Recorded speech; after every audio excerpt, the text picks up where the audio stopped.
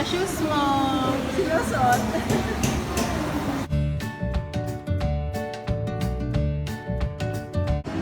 Akki! Hi guys!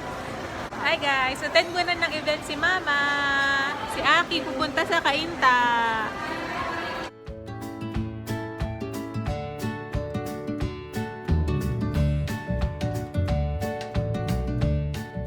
How about Mommy Marga?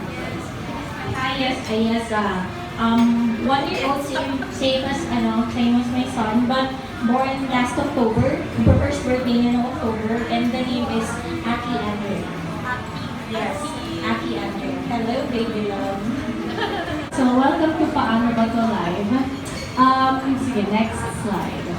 So, Paano Ba To was actually a book that I wrote in 2014. Mas para siyang pang mga teens, 20s, 30s, ganyan. And it's basically a how-to survival type advice book. Parang people would write me their problems, MMK.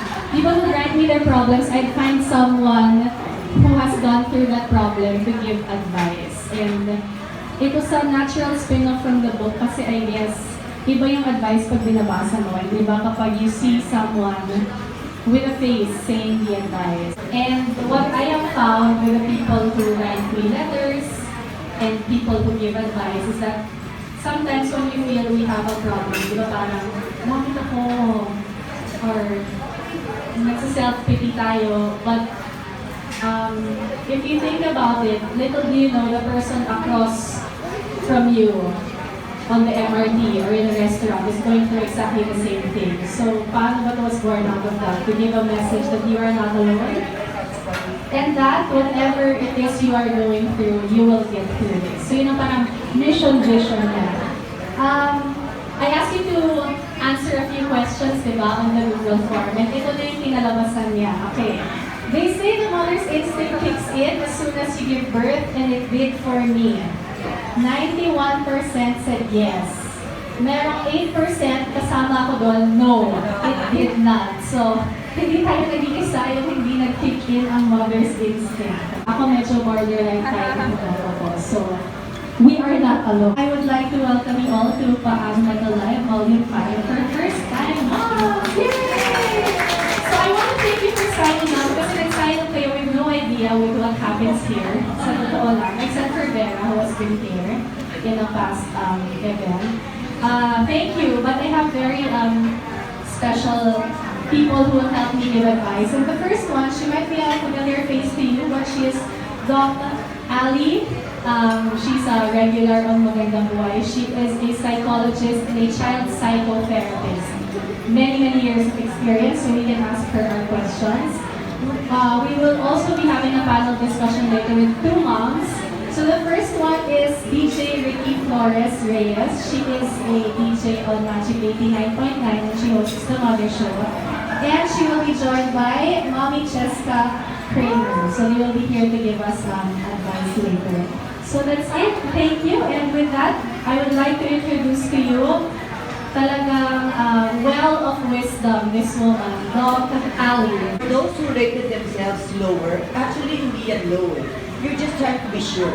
Because especially for first-time moms, they don't know what to do. Kaya nga parati mo sa cellphone si Google. Di ba? Kung hindi kay Google, kay doktor. Kung mga first-time moms, talaga naman yung uncertainty, hindi nila alam, hindi nila sure, natatakot sila. So they want to be safe, so they put themselves mababa. But that does not mean mababa kayo. That simply means na maganda yun because they will have more space and more time to learn new things. Kumbaga, they're just beginners, that's their sport. We're beginners. Yes, We're beginners dito talaga, no? Ako, MA na. With my wisdom. Yes, super. Experience. This is very normal. But you have to be very careful, Bianca. Because, you know, if you, most of the mom, when you're pregnant, you have certain hormones. Diba? The doctor will tell you, your hormones are up or something, diba? When you give birth, some of that hormones go away as well. So iba na yung mga hormones sa katawan mo, nagkakagulo na sila. Para sila nag-e-eleksyon, di ba? So you don't have the same hormones as what you have when you were pregnant. And that will cause you to sometimes be down. Meaning to say, maliit lang na bagay, iyak ka na. Diba? Most of the time, the number one thing that makes them cry right away is when they hear their babies crying. Diba? Yung Oo, sino dito yung umiiyak na yung anak mo, ginawa mo na lahat, so iiyak ka na lang rin? sinabayan pa ng chorus sila, Miss Bianca. Yes. Because nandoon yung feeling, no, na nagiging not to emotion, nagiging sobrang sensitive because of the hormones. And that is how you have the postpartum blues. Yung mga ganun stage na yan, mainitin ang ulo nyo sa husband nyo. Kung umuwi, magagalit kayo, ba't maaga? Diba? Kung medyo late ng 5 minutes, ba't ang tagal mo? 5 minutes lang yan, diba? Kung sasabihin niya, honey, labas tayo, ayoko nga, ang taba-taba ko pa, diba?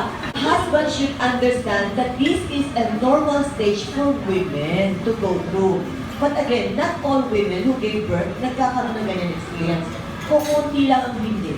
Kadalasan may mga postpartum blues. In fairness, here, 75% said yes and 25 no. luckily no. Yeah. How long does it last? I really have no idea. Some last for 1 week. Some last for a few days. We want to do everything. And if we cannot do it, we feel bad. Yeah. Diba? How do we get rid of that? You know, always admit to yourself, we can have only one super Bianca in the world. Sabi But naman. not everyone can be like that. No, it's true. Much as you want to, even if you're the best executive, even if you're the best anything, you can only be the best of you. Therefore, admit and accept yourself if there are days that you cannot finish everything. Don't push yourself. If your heart says no more na hindi kaya, don't push it. Let yourself, allow yourself to rest. Put it down. You don't need to finish it. So what if you don't clean the room for today? Don't clean it. Let it be dirty today. Don't be, if you want, buy alcohol. But don't want to be, don't clean. Allow yourself to do what you want to do. Don't always put yourself in a box. I am a mom, so I should be clean with the house. Oh, I am a mom. I think my child should always be, I should always wipe the. Of course, the hygiene naman importante, no? But if there are days that you cannot do something, admit it. And don't in any way hesitate to cry for help. Like this. If you cannot do it, for example, you cannot write a script or you cannot do something. Hello, Super Bianca, can you please sub for me? Call a friend. Call someone you can trust. Call someone who can come and help you. Not maybe to do the chore, but to listen, to be your friend, to be someone just your ears. I think that's so important. Kasi actually, one of the mommies here, I won't say who of course, but the question was, because I have 2 girls, a 4-year-old named Lucia and a 1-year-old named Kramer. They asked me, what do you know now because you went through Lucia that you can apply to Carmen? And undoubtedly, it's this. That before, with my firstborn, if hindi ako yung nag-change ng diaper, if hindi ako yung naghugas ng bote, if hindi ako yung nagpatulog, I'd feel bad and think, ang sama ko yata ang nanay kasi pinaubaya ko sa taga-alaga or pinaubaya ko sa nanay virgin namin yung maghugas ng bote. Till I realized when I had my second, kasi ibabalance mo na yung time eh, okay lang pala, okay lang that you don't change every single diaper, okay lang that hindi ko yung nagpapatulog every single time. I was so hard on myself with my first one, but I realized na it's okay to ask for help and it's okay na hindi ikaw lagi yung nagpapalit ng diaper, naghugas ng bote, and you are not less of a good mom because of that. It was a hard lesson, but yeah, if anyone's struggling with that, hindi pala talaga kailangan natin gawin yung lahat. We can ask for help. Super. You can always, and one thing is, Bianca, ang bata, kung nadumihan na, hindi siya mamamatay. Hindi siya agad magkakabulate. At higit sa lahat, hindi siya magkakasakit. Please, remember that. There are times that you have to allow your children to be dirty, to use their hands, to play with nature, to enjoy. Don't always say, stop ka na kasi, nakasinelas ka, kung di magkakaugod ka. Sure ka agad, tuod. Diba? Sa abroad, they encourage children to walk barefoot on the ground Kids or in the abroad. park. Yes. Tayo, we're so afraid, no? Matumihan ng kamay nila, pagpag na tayo ng pagpag. Para naman yung mga bata na yun, kakain, gagamitin kamay nila, tayo din nagbibigay ng bote, di ba? please remember, it just for everyday lang. Kung hindi lang parati, hindi sila mamamatay.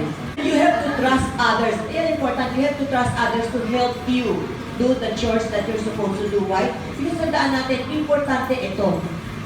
When you give birth, nagiging haywire ito. So you don't put more stress here. Allow things that should be done by other people to do it. Don't always be the one to do it because you have to take care of your own mental health and your physical body. Mothers, lalo na kayo, first time moms, lalo na kung naman na kayo, wala pang 1 year old anak nyo, you should really find the time to spend time with your friends. Bond together, talk to one another, share stories, share your kapalpakan. Because as you release all of that, you learn new things. And if you are recharged, you will be rebalanced. Kumbaga, na-recalibrate na kayo. So pagbalik niyo sa bahay, you will be an effective mom again. Kaysa yung mami na masungit because you're always angry. If I go out, paano anak ko? Sino mag-alaga? Parang ba yaya ko? Naku, paano na yung diaper ba niya? Tama bang brand na nabili ng husband ko? Baka hindi naman tamang brand, baka mali size, XL, and newborn lang yan. Diba? Let off that guilt. Let off that guilt. Because after all, don't waste your time on things you cannot control. Only do the things you can do, and the things that you cannot do, set them aside. You can learn what to do, you can learn how to do it, but you don't have to pressure yourself into doing something you cannot do. Your hands are full. Don't use your feet. What we do? Aminin, di ba? Magpapatay ng ilaw. Really happens. Yes, it's true. That's why, did you know, Miss Bianca? There's a survey that I read in the Psychological Association. Do you know that the most flowers sold are not during February 14? The most flowers sold was on Mother's Day. Mahal ang mga roses. Yeah, it's true. As promised, we are going to have a discussion with two amazing mommies. And I'd like to call them both to join me here in our seats. Everyone, please welcome Mommy Ricky and Mommy Chesca. Hi! Good evening, everybody. Hi, B. Thanks for having us. Thank you. Nag-intro na ako kanina sa inyong dalawa. May family picture kayo dun kanina. Oh, but yeah, they're all first-time moms. Age range of kids is most is 1 and 2 or even months old. Some 3 and 4, 1 10-year-old. But yeah, a few moms expecting their second as well. But yeah, basically a gathering of first-time moms who are figuring out what we are going to do with our lives. Ricky is a mom of 2, Chesca is a mom of 3. So yeah, we're gonna for sure learn from them. Okay, I don't know if you saw it in the thing I said, but I showed it to them earlier that siguro the biggest thing that the moms in this room are struggling with is pinakamarami yung balancing everything that all the responsibilities, everything we need to do. And then secondary to that is managing our energy. So, dun muna tayo sa balancing. I actually like to call it juggling. Juggling everything that we need to do. How do you two do it? Juggling being a wife, a mom to 2, work, etc., etc., etc. After every child is born, you're a different person altogether, right? And what I've learned from my 2 kids is that after 2 kids, you really have to prioritize your life in general, and you have to rearrange those priorities. So after 2 kids, I have prioritized church, I prioritize my husband, and I prioritize my kids. Everything else, work, everything else comes second. It doesn't matter if it was a gig that I've been wanting. For some reason, after you become a mom and after you have this big responsibility to mold your children and to shape them and to guide them, everything else, if it doesn't fall under your priorities, then they're all just secondary. So that's how I think the juggling act is. And in your case, that's your priority. But of course, whatever it is, kasi a lot of the moms are still also driven career women. So when Yes. ang priority mo is kids muna, tas work next, tas Yeah. self mo, That wala depends. husband. I mean, iba-iba tayo, but I guess what you mean to say is, if you, parang the important thing is you figure out Yes. the top Yes. And it will be easier. Because that way, you don't feel guilty if you say no to something else. It doesn't matter if your child is 1 or if your child is 2 or 3 or 7. I think that if you learn to, and you as a person, as a parent, if you learn to acknowledge that you were wrong and you tell your child, I'm sorry, I was wrong. I think that that's a huge thing. It becomes a habit so that when they grow up, they also know that it's not shameful to say sorry. Yeah. Especially for first-time moms. I remember feeling this when my first born. Feeling ko kailangan everyday is jam-packed with some activity. Kailangan today painting, bukas, Lego. Parang iniisip mo pa, pag aalis ka for work, kailangan dito ang activity niya today. You have to keep trying. But with my second, Pag first child mo talaga lahat, bigay ko, no? Pag second mo, okay na yan. Pag third mo, kuha na yan. Kids, I just want to be quiet, but play there in front of me. Mama's watching. So I just look at them like that, spacing out. And I just say, yes, yes, yes.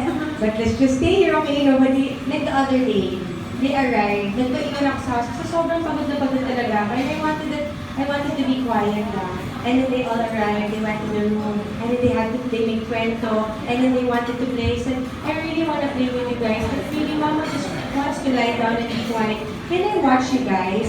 And then I'll lie down here in the sofa and listen to you guys. Good thing naman, ano naman sila, they're okay with it, so they were playing there. I think with their children, the mere presence of us being there is enough for them. So yun nga, like I have days that I'm also low energy, then I lounge around with them, or I watch them, and then if they're talking, I just listen to them and look at them. Yeah, that's great. Again, it's honesty, right? Honesty again. Be honest lang talaga. And there are some days that I just really psych myself. Okay, there are days that we have a lot of things to do, and hindi pwedeng hindi. So I psych myself and I pray and I say, Lord, I don't know how this day is gonna go, but I'm gonna lift it up to you, bahala na. When I can't do it, at least, I try to pray about it, and I try to have the time where I tell myself, kaya ko to, I'll get by. These are the moments that I must cherish because it's not gonna last forever.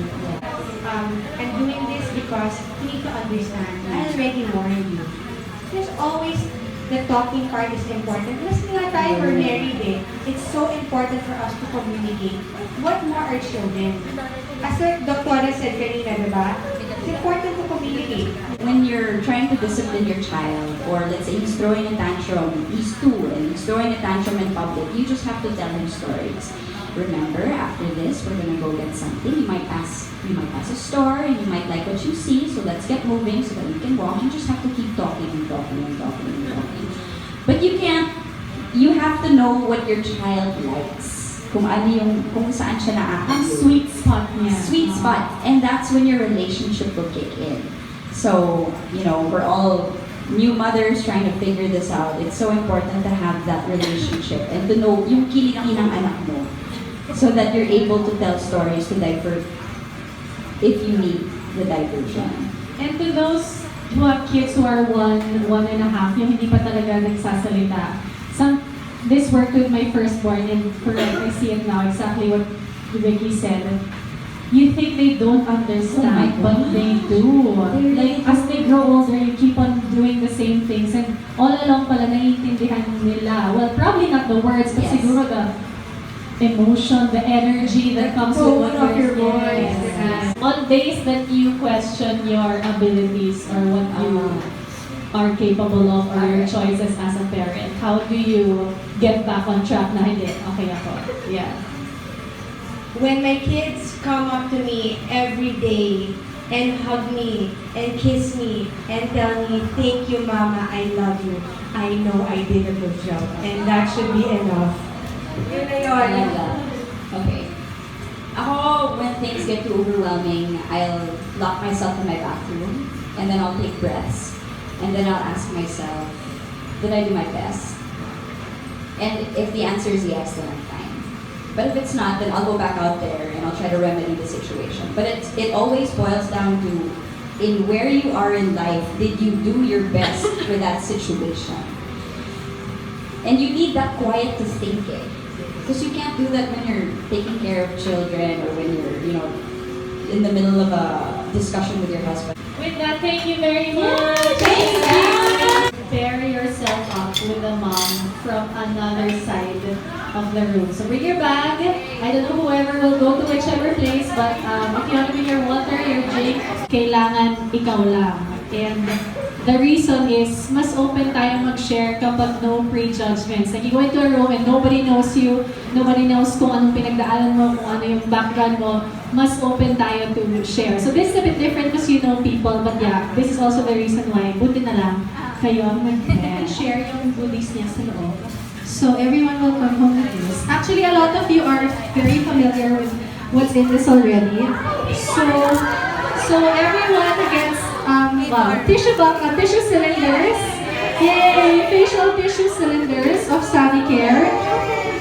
Bamboo wipes, so biodegradable wipes. Yay! See? All the moms have wipes in their bag. And this is biodegradable. It's Sanicare also. So soap, Johnson's Baby soap, and whether nagpapa-home service massage kayo, sariling sikap na minamasahe ang sariling paa, lavender bedtime oil, whether it's a kids ninyo. What else is here? Oh, this one. A lot of you are familiar with this, but whether you are breastfeeding or not, this is very good for you because it's an antioxidant, so it's mega malunggay. And there's another thing here, mega mangosteen. This is not pwede sa buntis. So Hansel, you cannot take this yet. Who else is pregnant? Oh, there. You cannot take this yet, but you can share it with your aunties at home. Kasi the mega mangosteen is anti-fatigue. So if you're pregnant, you can't, but once you give birth, you can. And then they're so sweet. They gave 15 off cord. Yeah, so you're all familiar with this. So yeah, yay! I hope you enjoy your mommy goodie bag. The first part that you signed up in, you all wrote mommy problem, right? And I know that you also all know that you gave advice to someone. So we also always end up Paano Ba To live with this. Don't worry because hindi alam nung binigyan nyo ng advice yung name ninyo. But if you'd like to come up to them after. So this exercise is basically saying na even if we have so many questions as moms, we are also equally capable of sharing our advice to other moms. So, very graduation, Tin. Ayan, Tin. Hi to all of Ayeza's followers and subscribers. Yeah, thank you for this event, Miss Bianca. Actually, perfect time kasi when you posted on Instagram, it's downtime na 10 p.m. I was breastfeeding. Actually, that's why I posted at that time kasi I know that's most moms' quiet time. Yung medyo pagtulog na yung mga bata or everyone else at home. Doon tayo nag-me time. So yeah, pero nakapag-fill up na form din yung advice kasi sleeping na yung baby. Yes. So thank you. Sana more to come. Yes, thank you. Different topics para we can meet other people there. Yes. Salamat. Thank you for coming. Thank you po. Thank you. Very nice event. Thank you. Ayun guys, katatapos na ng event natin with the Paano Ba To team led by Miss Bianca Gonzalez. So, fulfilling and happy pag-attend sa event. Sana marami pang sumunod na events like this. Thank you to Miss Bianca, to Miss Gea and her team. Really enjoyed the event. So, ngayon, antayin ko si Papa. Sunduin niya ako dito. Tapos, diretso tayo sa Kaita. Nandun sila Akki, saka sila Mami.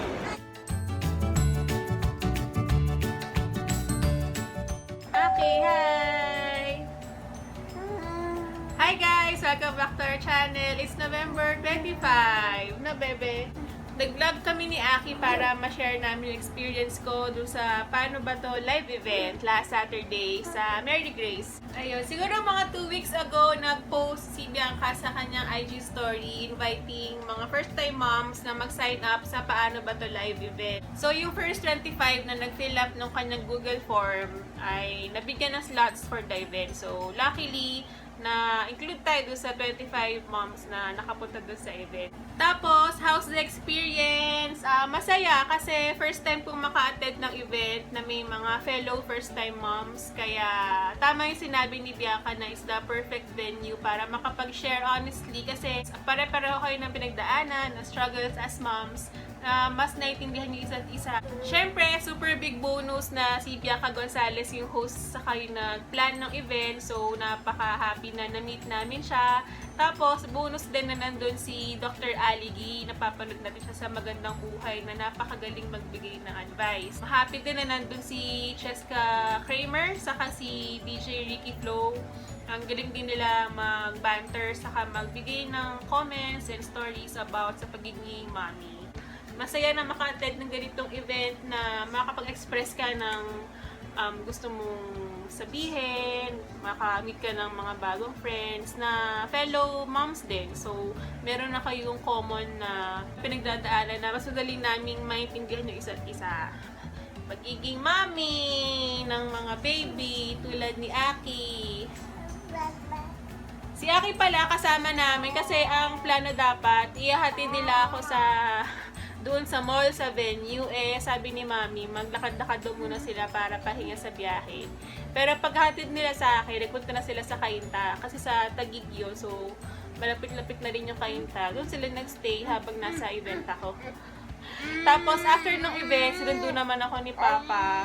Sabi na kami pumunta sa Kainta, kaya kami nag-overnight doon. Ito pala galing kila Tita Jonah. Thank you.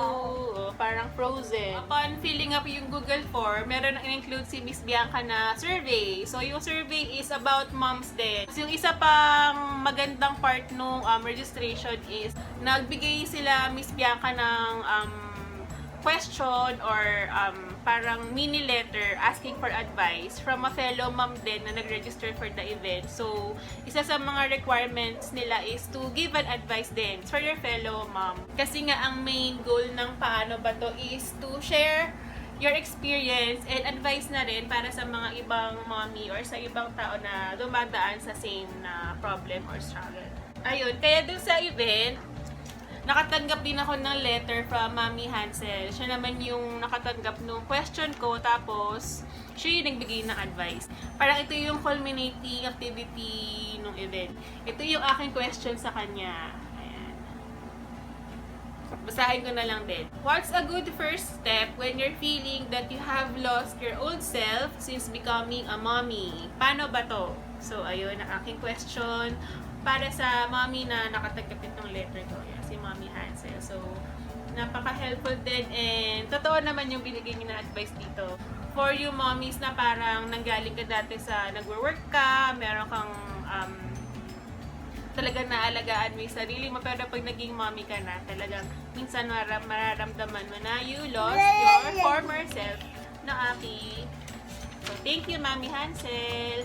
Aside from the letter na nanggaling sa fellow mommy, nakatanggap din kami ng goodie bag. Ito. Nakatanggap din kami ng goodie bag from Miss Bianca and the team. Ayan. Merong pang personalized na tag. Ayan, ang cute.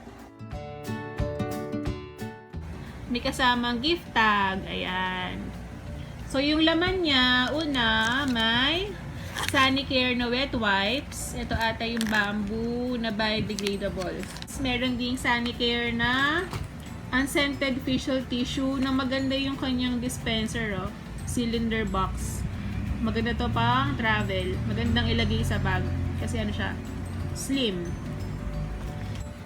Mega malunggay. Ito ginagamit ko to simula nung buntis pa ako. 35 weeks ata ako nun. Nung si doktora nag-advise na pwede na akong mag-take ng malunggay supplements. Ito yung tinake ko. Napaka-effective nito. Malakas ng milk supply. Meron ding mega mangosteen. Ito din. Pwede rin to kahit di ka nagpapa-breastfeed. Same ni mega malunggay. Pampalakas ng immune system. Then, meron din silang binigay ng discount code. May binigay silang bedtime baby oil. Ayan. For massage para sa baby. Ayan. Meron din Johnson's baby milk soap. Ayan, mabango to. Na-try na namin dati.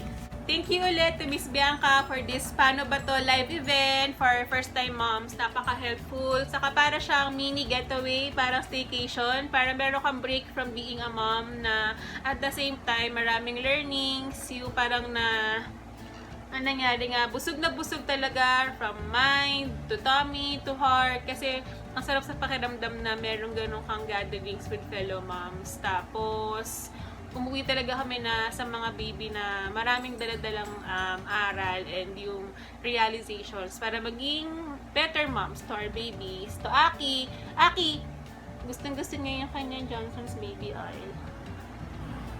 Ano, gusto mong ganyan bago mag-sleep? Ayun ulit guys, thank you for watching our vlogs. And sa mga new subscribers, thank you so much. And sa mga bagong viewers, like and subscribe. Thank you. See you on our next vlog. Maganda yung next naming vlog. Napunta kami sa Sumbing Teak Festival sa Cainta. Since nandun na kami sa Cainta nung weekend, ginrab na namin yung chance na makapaglibot-libot doon sa mga decors nila doon. Ang ganda. See you! Bye-bye! Okay, bye-bye! Bye-bye! Ayaw mag-bye-bye. Bye, guys!